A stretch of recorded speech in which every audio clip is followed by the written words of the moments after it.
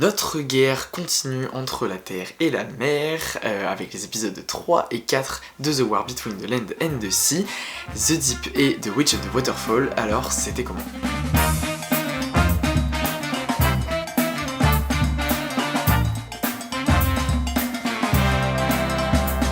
Je vais commencer par dire que ça s'applique aux deux épisodes pour le coup ce que je vais dire, mais bah voilà, niveau réel, effets spéciaux déjà sur ces deux épisodes on est sur la même qualité que les deux premiers, ça a pas changé et globalement ça se maintient très très bien et c'est toujours assez impressionnant visuellement. Je pense que c'est l'épisode que j'ai le moins aimé des deux, je l'ai trouvé quand même bien rythmé, je trouvais que la tension marchait bien, mais un peu moins intéressant que l'épisode 4. Ça se concentre majoritairement autour de cette descente qui va se faire jusqu'au point de rencontre dans la mer, et c'est vraiment le centre de l'épisode quoi, c'est plutôt bien rythmé et c'est plutôt tendu, voilà, on a des nouveaux personnages qu'on apprend à connaître etc, même si bah, on a toute une équipe qu'au final qu'on connaît pas tant que ça. Après moi j'adore l'esthétique des casques et tout, de plongée et tout, je trouve ça c'est un univers assez cool visuellement à découvrir. Et il y a vraiment une idée inventive de réalisation, il y en a quelques-unes comme ça par épisode, où là c'était par exemple la caméra qui a tourné pour qu'on voit tous les personnages de la capsule, c'était vraiment un très belle idée. Dès le début de l'épisode, on nous a montré une scène où vraiment Barclay craque complètement et c'était assez cool à voir parce que vraiment ça nous rattache encore plus au personnage du fait de voir qu'ils ont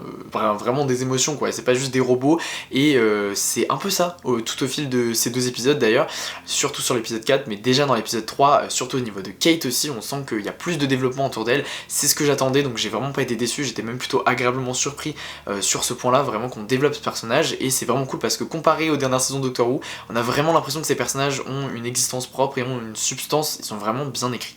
J'ai beaucoup aimé la petite scène d'interaction avec Salt dans cet épisode, avec le toucher, etc. C'était un début, voilà, on entame un peu la romance entre ces deux personnages qui était assez prévisible. Et on fait la découverte de ce territoire des Oumuamua, qui est esthétiquement très cool. Alors ça fait très Upside Down de Stranger Things, mais voilà, les effets spéciaux sont bien et l'environnement est assez cool, même si honnêtement j'ai vu rien d'inattendu.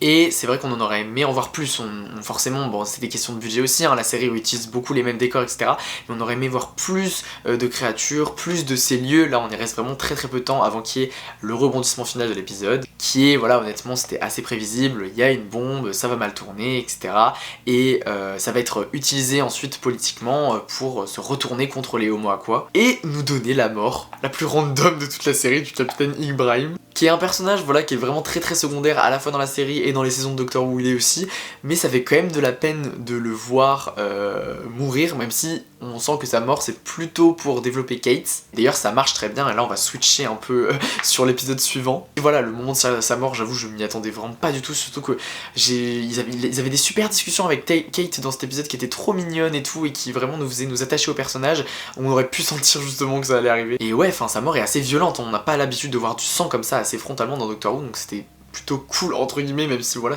c'était vraiment très triste. Et surtout au niveau de Kate vraiment la star de ces deux épisodes, hein, parce que notamment dans l'épisode suivant, auquel on va vraiment y passer The Witch of the Waterfall, là elle est vraiment développée, on développe vraiment son deuil, son personnage, comme dans l'épisode d'avant aussi ça se superpose sur les deux, comme on voit les épisodes en même temps, tout se mélange un peu. Kate est beaucoup développée et vraiment je suis très contente qu'enfin ce personnage qu'on voit depuis si longtemps sans avoir vraiment de vrai développement ait droit à vraiment son histoire et tout, et qu'elle puisse montrer aussi ses talents d'actrice parce que c'est une très bonne actrice aussi. Vraiment ce plan au début d'épisode où on la voit pleurer de dos, ça m'a vraiment foutu des frissons, et quand on la voit pleurer dans sa voiture à la fin aussi, j'étais en mode ok.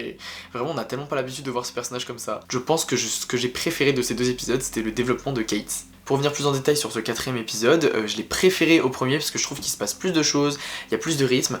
Cette romance qui est assez centrale, enfin qui commence à devenir centrale.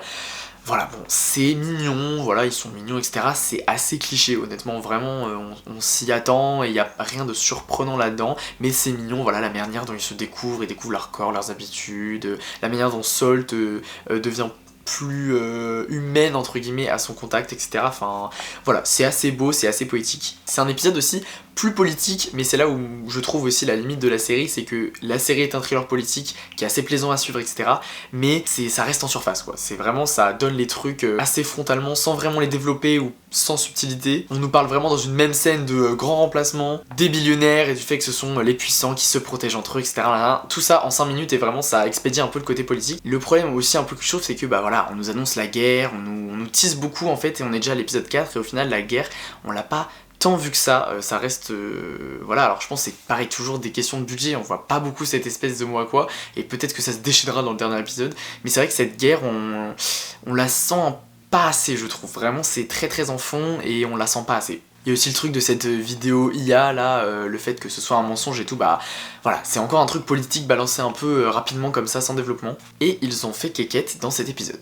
Bon voilà, c'est un peu dur de résumer la vie très très rapidement comme ça. Honnêtement, je pense que j'ai autant aimé ces 2 épisodes que les 2 qu'on a eu d'avant, c'était toujours très plaisant à regarder, mais quand on commence à voir, vraiment il manque qu'un épisode, donc on a un avis assez global sur la série. Ça se regarde, c'est sympa, mais c'est vraiment de bonne qualité, mais c'est pas non plus exceptionnel, et ce qui me déçoit entre guillemets le plus, c'est qu'il n'y a rien vraiment de nouveau, de surprenant, ou voilà, c'est assez cliché et assez prévisible. On sent clairement ce qui va se passer, ça fonctionne bien, mais clairement ça révolutionne pas le genre non plus quoi. J'ai passé vraiment un bon moment, j'ai quand même envie de voir le dernier épisode, ça va être assez cool, et je pense que ce spin-off c'est de très bonne qualité au global. Pour l'instant, ça reste assez classique quand même. Mais je suis pas un hater, hein, j'ai vraiment quand même beaucoup aimé et j'ai pris mon pied devant ces épisodes. Ce sera passé quand même assez rapidement, mine de rien, avec la diffusion de 2 épisodes par semaine, et on se retrouve la semaine prochaine pour parler du dernier épisode du coup de la série. Moi je vous fais des bisous, n'hésitez pas à donner votre avis en commentaire, et à la semaine prochaine.